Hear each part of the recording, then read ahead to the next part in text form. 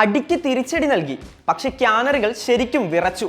ലോകകപ്പിലെ ആദ്യ പോരിനിറങ്ങിയ ബ്രസീലിന് മൊറോക്കോയുടെ സമനില പൂട്ട്. കളി തുടങ്ങി 20-ാം മിനിറ്റിൽ തന്നെ ബ്രസീൽ ആരാധകർ ഞെട്ടി.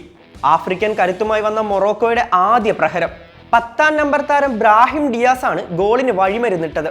ബ്രാഹിം നീട്ടി നൽകിയ പന്തിലേക്ക് ഓടിയെടുത്ത ഇസ്മായിൽ സൈബാരി ബ്രസീലിയൻ താരങ്ങളുടെ പ്രതിരോധ ഭീഷണി കടന്ന് ഗോൾ കീപ്പർ അലിസൺ ബേക്കറിന് മുകളിലൂടെ പന്ത് വലയിലെത്തിച്ചു. ന്യൂജേഴ്സി സ്റ്റേഡിയത്തിൽ ക്യാനറുകളുടെ നെഞ്ചുലഞ്ഞ നിമിഷം.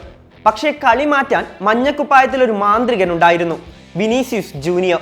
കൊണ്ടും കൊടുത്തും ബ്രസീൽ മൊറോക്കോ താരങ്ങൾ പോരാടുന്നതിനിടെ 10 മിനിറ്റുകൾക്കപ്പുറം ബ്രസീൽ സമനില ഗോൾ നേടി. 32-ാം മിനിറ്റിൽ മൊറോക്കോ ഗോൾ പോസ്റ്റിന്റെ ഇടതുഭാഗത്ത് നിന്ന് പന്ത് സ്വീകരിച്ച വിനീസിയസ് കട്ട് ചെയ്ത് മുന്നോട്ട് കയറിയ ശേഷം പോസ്റ്റിന്റെ ടോപ്പ് കോർണർ ലക്ഷ്യമിട്ടു. മൊറോക്കോൻ കീപ്പർ യാസിൻ ബോനുവിനെ കാഴ്ചക്കാരനാക്കി പന്ത് നേരെ വലയിൽ. വിനിയുടെ വണ്ടർ ഗോൾ. പിന്നീട് അങ്ങോട്ട് ബ്രസീൽ ഉണർന്നു കളിച്ചെങ്കിലും മൊറോക്കോയുടെ പ്രതിരോധ കോട്ട തകർക്കാൻ പാടുപെട്ടു. ഒടുവിൽ ഫൈനൽ വിസിൽ മുഴങ്ങുമ്പോൾ കാനറി പടയ്ക്ക് സമനില കുരുക്ക്. സൂപ്പർ താരം നെയ്മർ ഇല്ലാതെയാണ് ബ്രസീൽ മൊറോക്കോയ്ക്കെതിരെ കളത്തിലിറങ്ങിയത്. പരിക്കിന്റെ പിടിയിലായ നെയ്മർ അടുത്ത മത്സരത്തിൽ കളിക്കുമോ എന്ന് ഉറപ്പില്ല. ബ്രസീലിന് ആദ്യ ജയം സമ്മാനിക്കാൻ സുൽത്താൻ വരുമോ? കാത്തിരിക്കാം.